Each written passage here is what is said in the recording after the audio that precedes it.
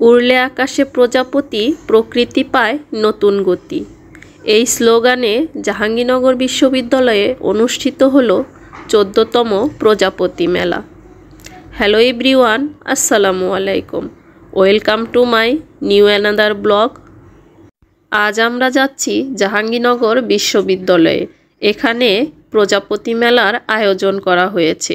প্রতি বছর এই প্রজাপতি সংরক্ষণের জন্য এই মেলাটা আয়োজন করা হয়। সারা দিনব্যাপী ছিল নানা কার্যক্রম। শিশুদের আনন্দ দেবার জন্য নানা আয়োজন করা হয়েছে। দিনব্যাপী এই মেলায় অনেক ধরনের প্রতিযোগিতা ও প্রদর্শনীর আয়োজন করা হয়।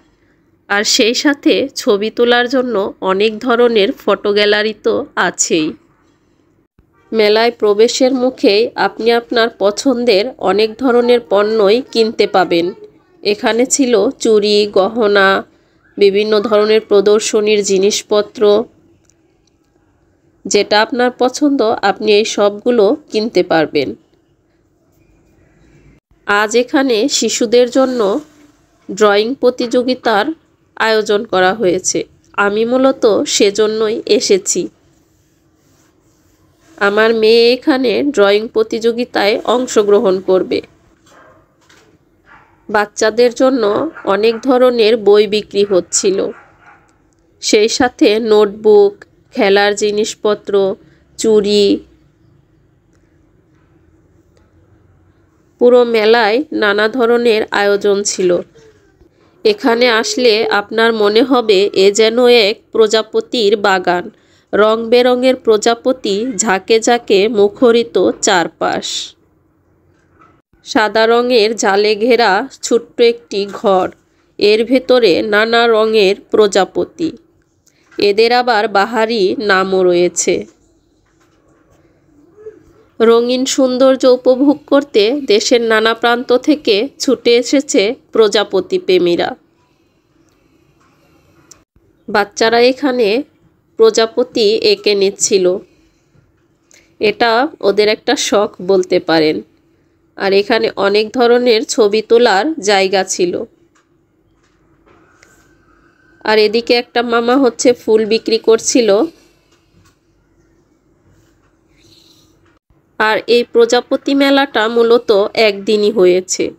এখানে অনেক ধরনের ঘুড়ি ছিল আর ছিল প্রজাপতি। এগুলো দিয়ে একটু পরে র্যালি হবে। আর এই র্যালিতে সকল শ্রেণীর লোক অংশগ্রহণ করতে পারবে। অতিথিদের বক্তব্য শেষ করে সর্বশ্রেণীর লোকের মাঝে লিফলেট বিতরণ করা হয়। আর এরপর এখন হচ্ছে মূল আকর্ষণ, বেলুন উড়ানো। আকাশে এই বেলুনগুলো দেখতে কিন্তু অসম্ভব সুন্দর লাগছিল। যত দূর চোখ যায় তত দূর আমি তাকিয়েই আছি। এরপর এখানে প্রজাপতি উড়ানো হবে। এরপর এখানে শুরু হয়েছে ড্রয়িং প্রতিযোগিতা। সব ধরনের বাচ্চারা এই প্রতিযোগিতায় অংশগ্রহণ করার সুযোগ পেয়েছে। আর বাহিরে চলছে পাপেট শো। এই প্রজাপতি মেলার মেন আকর্ষণ ছিল এই পাপেট শো, যেটা এখন হারিয়েই গেছে বলতে গেলে। এখন আর মেলায় গেলে পাপেট শো দেখা যায় না। তো বাচ্চারা এখানে সারা দিন ব্যাপী অনেক আনন্দ করেছে। এরপর র্যালির আয়োজন করা হচ্ছে। আর সিসিমপুর যারা দেখেছেন তারা তো একে সবাই চেনেন। সিসিমপুরের এই ক্যারেক্টার নামটা কি অবশ্যই কমেন্ট করে জানাবেন। আর যারা প্রজাপতি মেলায় এখনও আসেননি, আগামী বছর তারা চলে আসবেন এই দিনে। আজকের ভিডিওটা কেমন লাগলো কমেন্ট করে জানাতে ভুলবেন না। এবার আমাদের ঘোরাঘুরি শেষ, আমরা বাড়ির পথে রওনা দিয়েছি। আল্লাহ হাফেজ।